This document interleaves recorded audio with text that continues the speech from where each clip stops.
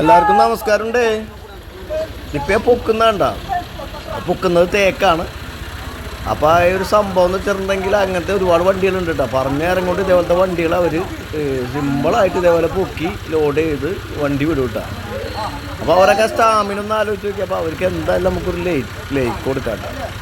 Okay, അപ്പോൾ ഇഷ്ടപ്പെട്ടെങ്കിൽ comment ചെയ്യണം, പിന്നെ ലൈക്ക് ചെയ്യണം കേട്ടോ.